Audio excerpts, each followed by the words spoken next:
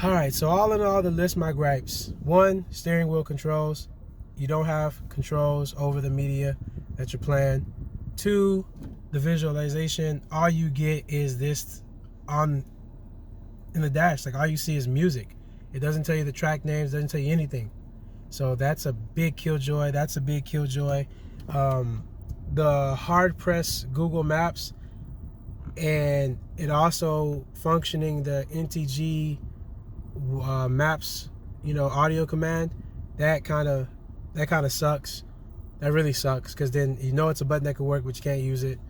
The phone button not launching this actual phone button, bringing up that dialer, which sucks, because what's the point of using them? All you can use them for is to pick up a call, and it'll give you animation, but it'll pick up on the Mercedes-Benz side if you are connected Bluetooth.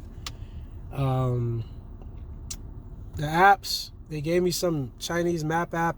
I can't even get in the settings and figure out how to convert it to English. So, trash. The equalizer was actually okay. You got this, pretty looking graphical interface. How realistic is it? I haven't tried it. I'm not that good. I'm not an audiophile. I might play with it, but yeah, I haven't noticed anything with it. Another gripe was the dashboard app. I can change the temperature, but there's no way for me to figure out how to get this into miles per hour and to get it to show miles per hour. So as cool as it is, it sucks. I wish it had a way to also like record, track time or something. That would be badass. But yeah, that doesn't work either for me. Yeah, see, it does the same thing. What else? The CarPlay, the Android Auto. The CarPlay does work wirelessly, but you can't also be connected to a wireless network. So if you're at home and you launch CarPlay and you drive off, if you were downloading something on Wi-Fi or anything, just one or random things you do on Wi-Fi before you leave with the car, start a music video or something, it won't work with wireless CarPlay, because wireless CarPlay uses both Bluetooth and Wi-Fi tethering with the iPhone. So doesn't work anymore with like a Wi-Fi connection. Not a buzzkill. That's actually more on the Apple side. When you plug in with Android Auto, it'll stay connected to Wi-Fi. If you tether your Android phone to the unit, it will always have internet. It does have a SIM card, so you can do a data plan or something. But yeah, I don't use the phone link because I don't want to mirror. I don't play videos. I wish you could also customize what's on here on this main screen, because I would definitely change videos like a YouTube launcher and just launch that. There might be a setting, but I haven't found it yet. So just launch YouTube. I also wish you could figure out how to hook into this camera. It works, but I don't have a camera to test it. So, it launches, but I don't have a camera to test it and see how it works, how it will work with driving. Yeah, so those are the big ones. Those are real big buzzkills that like just really irk my nerves, especially the steering wheel controls, and that really crappy with that one. I mean, I get it. I like how they actually made it pretty plug and play by using a USB to go back to the standard USBs. I wish they probably would have just made a connector, disconnected this completely, gave you something that looks kind of replicates that kind of size and fit. You put that in, that's your USB plugs, right? And then you hook up your audio on the back of the unit. It's so much more cleaner. It looks more professional. It's less hardware on their ends, and is less room for error, because a lot of guys are complaining that they didn't have audio. That's why. Or they're getting static because they're running it through the channel right here, whatever. But that's why I wish they would have just made a plug, a splitter, something that just went on the back and gave you your audio through there. Might not be that easy. It might be hard to switch back and forth. Not sure. But yeah, that was definitely a sad, that could have been integrated way better.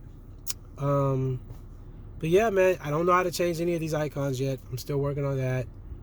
I'm gonna keep watching some YouTube videos, see if I can get some more stuff, and as I figure more stuff out to fix to my issues, I'll let you guys know. But again, these buttons,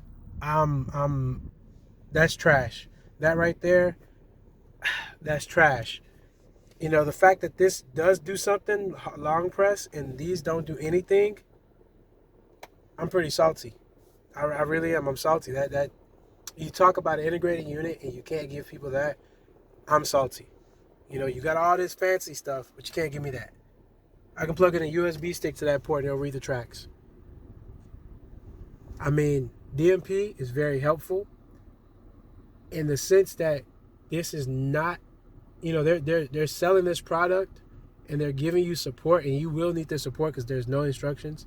So their support is definitely what you're paying for. The extra $100, $200, $300 you pay for this unit is just for the support. It's just for the toolkit they give you. It's nothing more. The bracket, they make sure you got the correct bracket based on your car year. They do help you iron out all the issues you'll have initially, but down the road, especially on the software side, don't expect a lot of help. They are responsive. You hit them up on WhatsApp, they will respond, but you kind of get blown off, right? If you're not trying to return the unit or complain about it, you're not going to get that much help. And the people you talk to aren't technicians like that.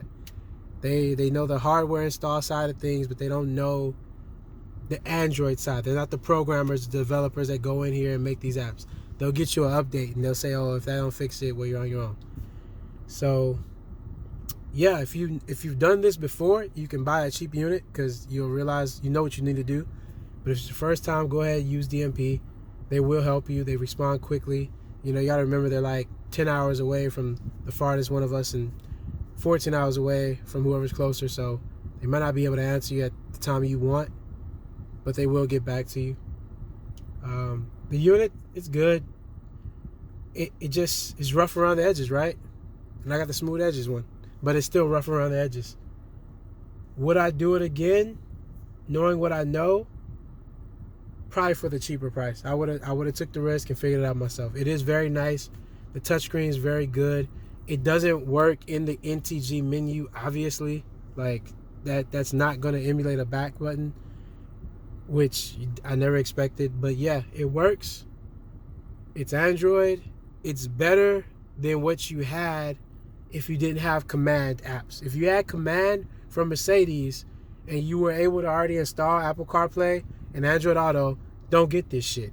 Don't even waste your money, because it's a better deal using an integrated system where the buttons work, you get your readout right, you get your steering wheel controls, you know, everything is all integrated. The camera still works right. Like here, you know, I get in the backup camera. It's quick. It gets there, but I mean, it ain't the fastest thing in the world. Again, I can't change that. It pisses me off. Can't change the units. And look, this is the best part. It knows better, right? It knows better. It's not going to kick you out of that mode. So then you get back, it takes you back to the regular NTG menu and not back to your menu. Just remember that too. And if you do back up and it kicks you out of that menu, guess what? Your Apple CarPlay, Android Auto cuts out. It doesn't continue to play. So, like I said, it's not a perfectly integrated system. There's a lot of missing things here and there. It's rough around the edges. But it does work, and DMP will help you get it installed. So I'm going to keep it, but I'm not ecstatic about it. You know, it's not perfect. So there's your review. As I find more apps and stuff to do with this, I'll give some updates. If I find some fixes, major fixes for the things I complained about, I'll give some updates. But that'll just let you know right now what to expect. All the other apps, man, this is just a complaint video. Don't get me wrong. This is just a complaint video. All the other apps are great, man. You know, there's just apps, right? You got your Google Suite, you got your camera, the File Explorer, and it's the full one. It's not the little trial shit. The Easy Connect, all that works, right? The little radio. I couldn't get this to work, man. Oh shit. I couldn't get this radio to work, man. I guess I gotta get this to get the radio. And I'm not, man. I'm not buying nothing else, man. I needed everything to work out the box, and I'm not buying anything else. But yeah, man, the unit's good. It works. It works. But that's it, man. All right, we're back. Finally, going to do an update video about the things I do not like about the screen and what I do like about the Android screen. First things first. Let's start over here. When you're in your multimedia settings, you don't have any of the audio controls. You don't have track up, track down. Just know that right now. That is a big one to me. All you get right there is it to say music. Even if I go into the screen interface and I go to even when in CarPlay or something, right? Even when I was in CarPlay, you don't have any function or any readout and no controls of the multimedia displays, right? That's one of the big ones right there. You have no controls. You can't go next track. You can do volume up and down and mute, of course, obviously, but you have these four right here don't do anything. So these two don't do anything. So that's a big one for me. Another big one, which is sad, that wireless CarPlay does work. It's working right now. I can't test it because this phone doesn't actually work, but I can't test the maps with Android Auto. The maps were having issues refreshing, and we all know that Android Auto has been having a lot of issues. I just downloaded Waze. I tried to with Waze real quickly.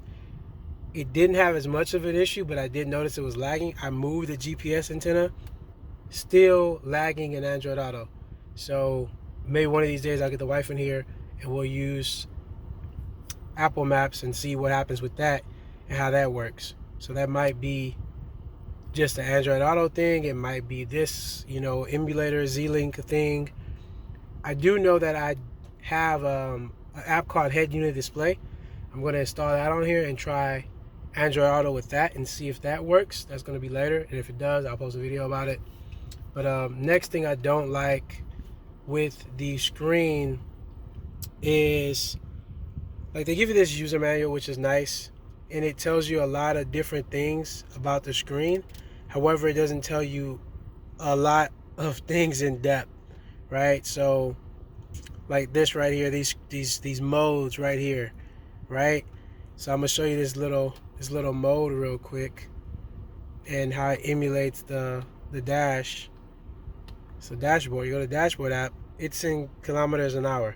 I have not found out how to change that. There's no settings menu here. There was a setting to change the temperature from Celsius to Fahrenheit, and that did work, but there's no way to change that. I haven't found it yet. Another thing I didn't like, so you can go in here and you need to set it up with Wi-Fi, because a lot of things just kept crashing in the beginning because it wasn't up to date. So like maps, I have Google Maps installed on here.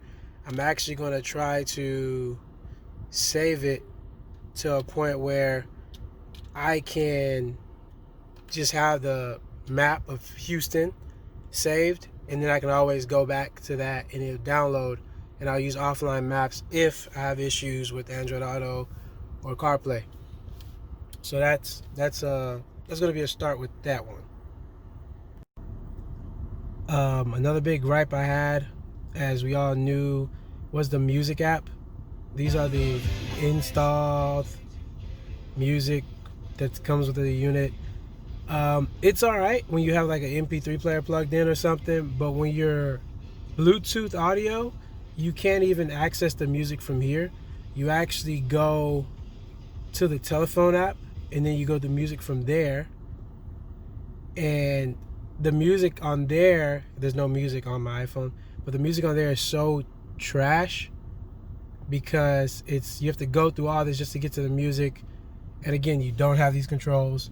So that was another big one for me. That was trash.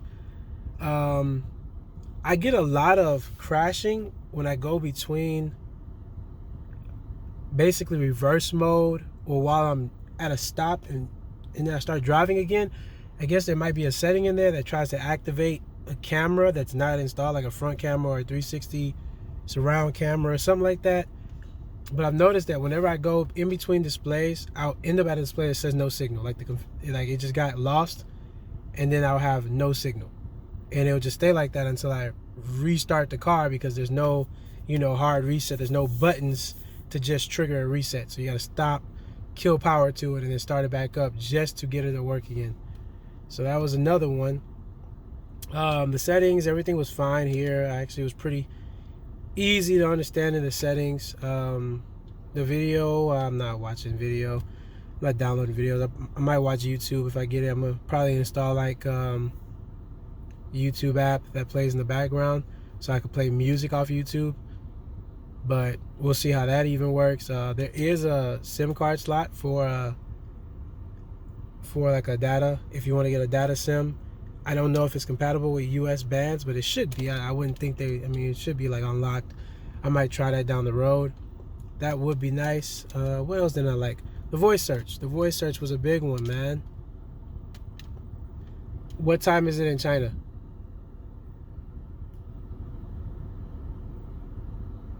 See what I'm saying? SIM card not found. I already had the Wi-Fi turned on, but for some reason it went off. Now, what time is it in China?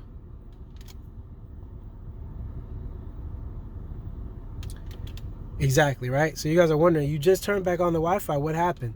I'll tell you what happened. To use wireless CarPlay, you have to create that tethered, connection with the iPhone, the Bluetooth and the Wi-Fi, right? So you can't be on Wi-Fi if this is already making the connection. You see what I'm saying? So you have to have an actual tethering plan if you want to use it with the iPhone and have Wi-Fi functions like that. If you launch the CarPlay at any time, right? Kind of backwards, but that part is not their fault. That's just how the iPhone does it. If I did it with Android Auto and plugged it in, you'll see it just fine. Actually, let's go ahead and do that. Let's go ahead and plug in Android Auto.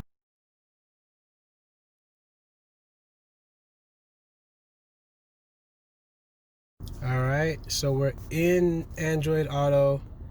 It's laggy a little bit, but it's loading. And right now everything looks good, right? Everything looks fine. Whatever, it all looks good. I hit load the route. It tells me how far it is away, but it doesn't give me an option to start, right? It'll never give me an option to start. So clearly there's an issue with that part of Android Auto. I'm gonna try and say Waze. See if it lets me use Waze. So I gotta set it up. So I'm gonna set up Waze and I'll get back to you with the review on that. But yeah, clearly the Android Auto, not so good. It looks fine at first. It does have like issues refreshing from time to time. I'm just not really impressed with that. That was a big one for me because I love Android, and as you know, I'm an Android guy. I'm definitely an Android fanatic. It is my system to go to. So I'm pretty good with Android. So with all these issues I'm having are real issues I can't figure out. But yeah, that's the major issues. That's the major issues I've been having. The random crashing has been pissing me off. The Android Auto and its inconsistency has pissed me off. I'm contemplating actually getting an iPhone and just utilizing CarPlay and seeing how that might go, just to show how it works. I still got a lot of stuff to run in. I still got lines to install and put in here into the glove box, run it all to the glove box. So I'm going to keep using it more. But yeah, for a fact, this is a killjoy right here. The steering wheel controls, major killjoy. How can you not have these work when you have these even working and the knob still working? That really pisses me off. That's one of my biggest gripes. Another thing is, I know it's possible because this right here, this is the voice command button, right? Everyone knows with these little Android screens, you press and hold the voice command and it automatically launches Google Maps, right? Whatever my navigation was.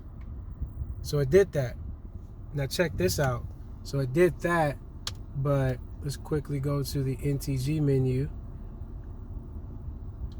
All right, so a long press will launch Google Maps. So these buttons do work. Please speak a command. But you see that? You see what pissed me off with that right there? Let's go back to the NTG menu. It also launched voice command. And it's not gonna stop until I go and exit. So like, man, where it could have been a good thing, it's clearly horrific. So now I gotta come back here in the dial and get out of it. And if I was in Google Maps, the dial would function as back in Google Maps. It wouldn't function into that menu until I went back to NTG mode. You gotta go back. So I'm like, even the voice button, like I wish that could like launch, Google Assistant, How do you set that up? Maybe it's something I'm doing wrong.